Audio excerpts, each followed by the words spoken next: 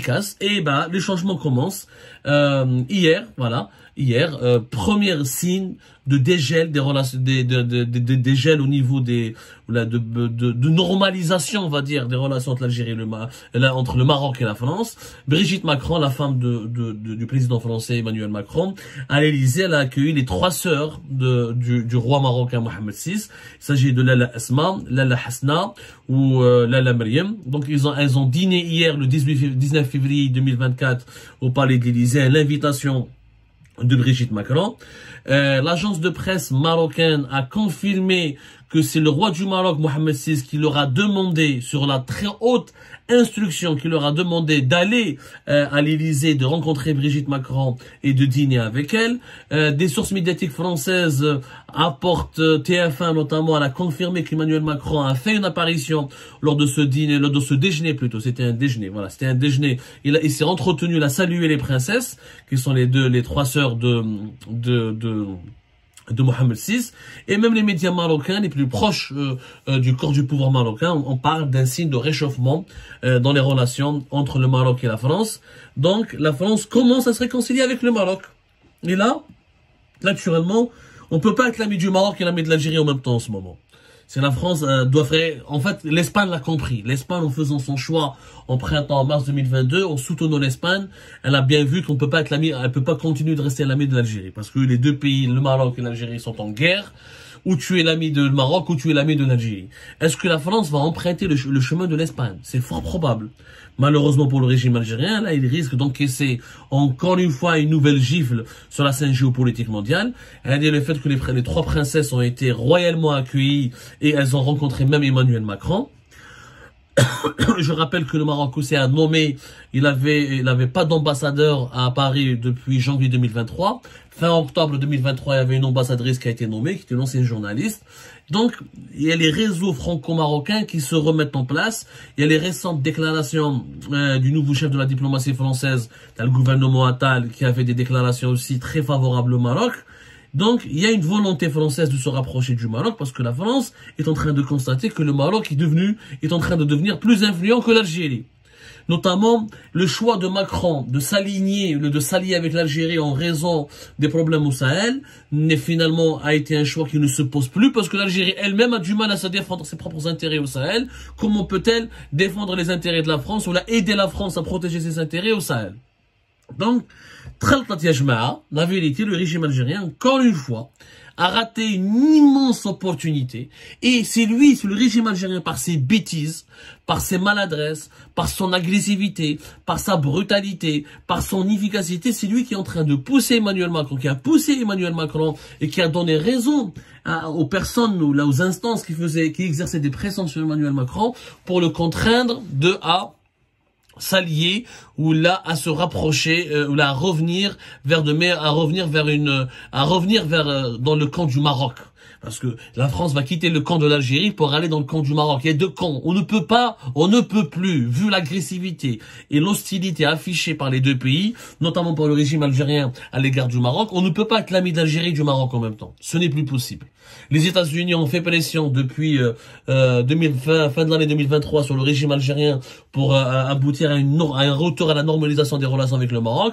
Apparemment, ça ne réussit pas. Ce n'est pas la France qui va réussir là où les États-Unis ont échoué. Donc, et là, clairement, un rapprochement avec le Maroc va peut-être même compromettre définitivement les chances d'organiser une visite d'État d'Abdelmadjid Tebboune en France. De toute façon, je ne vois pas comment sera organisée cette visite d'État. Nous sommes au mois de fin février 2024. Les élections, normalement, c'est en décembre 2024. Même si les élections sont reportées ou annulées, on voit mal la France cautionner ou accueillir royalement ou dérouler le tapis rouge. J'ai un président qui est normalement sortant, mais qui ne veut pas organiser des élections et qui sera donc plus impopulaire, qui sera donc peut-être même plus controversé. Et si la France veut revenir à de meilleures relations avec le Maroc, elle sera obligée de faire des concessions. Et ce n'est pas le moment, en tout cas pour la France, ce n'est pas le moment pour la France de se montrer ou de s'afficher à côté du régime algérien. Clairement, donc la France va essayer de multiplier les gestes amicaux à l'égard du Maroc et de prendre sa distance avec l'Algérie, puisque c'est la seule politique possible. Si tu veux te réconcilier avec le Maroc, tu dois prendre tes distances avec l'Algérie. Si tu veux être le grand ami de l'Algérie, tu dois prendre tes distances avec le Maroc. Mais la France est en train de faire le choix inverse. Après avoir fait le choix de l'Algérie de 2021-2023, cette année 2024, elle se dirige visiblement, sauf s'il y a un rebondissement majeur, vers un autre choix qui est celui de rejoindre le camp du Maroc. Et l'Algérie est en train de perdre le régime algérien en tout cas, avec Emmanuel Macron qui était l'un de ses alliés, l'un de ses amis, l'un de ses soutiens, est en train de perdre ses derniers soutiens.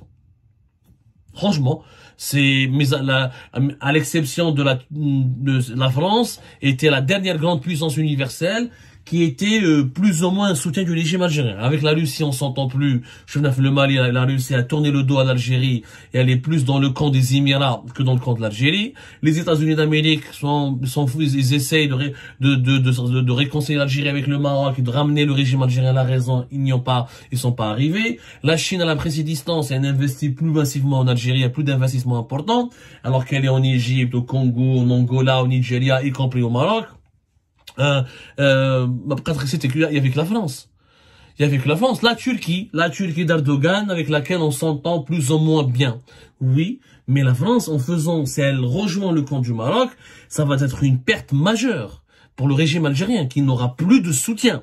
C'est-à-dire, on va se retrouver encore plus isolé. Là, le Maroc va se renforcer encore davantage, va accentuer son lobbying, ses opérations de lobbying, ses manœuvres de lobbying en Afrique du Nord ou en Afrique subsaharienne. Là, le Maroc va être beaucoup plus renforcé. Surtout si, les Marocains, c'est ce qu'ils exigent, en tout cas, depuis 2021, ils exigent à la France des clarifications nettes et précises sur le statut du Sahara occidental. Il est possible qu'au cours de l'année 2024, comme Emmanuel Macron doit faire un geste vis-à-vis du Maroc et de reconnaître une marocanité, ou là de reconnaître en tout cas, comme l'Espagne, la légitimité du plan d'autonomie marocain. Ce qui sera une immense défaite pour l'Algérie, parce que l'Espagne n'est pas un membre permanent du Conseil de sécurité. Si la France reconnaît le plan d'autonomie marocain comme la seule solution, elle sera la deuxième puissance membre du Conseil de sécurité de l'ONU, après les États-Unis d'Amérique, qui reconnaît donc la suprématie du Maroc sur le dossier du Sahara occidental. Donc ça va être très compliqué. Pourquoi l'Algérie n'a pas pu profiter de la crise franco-marocaine? Parce que le régime algérien, comme il est brutal, il est médiocre, il est idiot. Mais on a des investissements français vers l'Algérie. Les investissements français les plus importants dans la région sont toujours au Maroc. Le Maroc, c'est le deuxième partenaire commercial dans la région du Moyen-Orient, Afrique du Nord, de la France, et c'est le premier partenaire en Afrique, c'est le premier partenaire économique de l'Afrique de la France. Mais tu veux des investissements français. Mais on a ramené des acquis, mais on a ramené aucun compromis, on a gagné aucun intérêt important avec la France. Ni on a obtenu des avantages importants au niveau des visas, ou là au niveau des flux de voyageurs, ou là au niveau, ni on a fait des projets de coopération scientifique, ou là culturelle, ou là, on est resté dans le blabla. Parce que Abdelmadjid Tebboune, tout ce qu'il voulait de la part de la France, il voulait venir à Paris, il voulait être reçu comme Kadhafi, comme un grand, il voulait faire le tour de Versailles, il voulait aller en Amboise, il voulait faire la grande mosquée de Paris, il voulait tourner dans les Champs-Élysées, il voulait être accueilli comme un roi, juste pour des ambitions électoralistes et pour des ambitions historiques, pour dire voilà, je suis le président algérien qui a été le mieux accueilli. Il a négocié que ça. Durant 3 ans, on ne parlait que de ça. Entre l'Algérie et la France, on parlait que de l'agenda de la visite de Tebboune à Paris. Que comment on devait accueillir Tebboune. Quels sont les accords que Tebboune devait conclure avec les Français à Paris. Là où il pouvait poser une photo. Là où il pouvait arracher des déclarations. Ouais, là où il pouvait faire un bain de foule. C'est tout juste.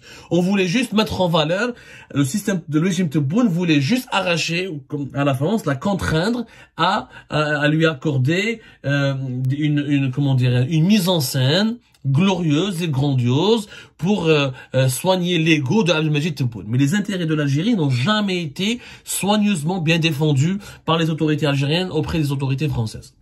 Conséquence, nous avons perdu 3 ans. Pour ne pas dire 4 ans, et ben la France, là, est en train de se remettre en cause et de se rapprocher avec le Maroc. Voilà.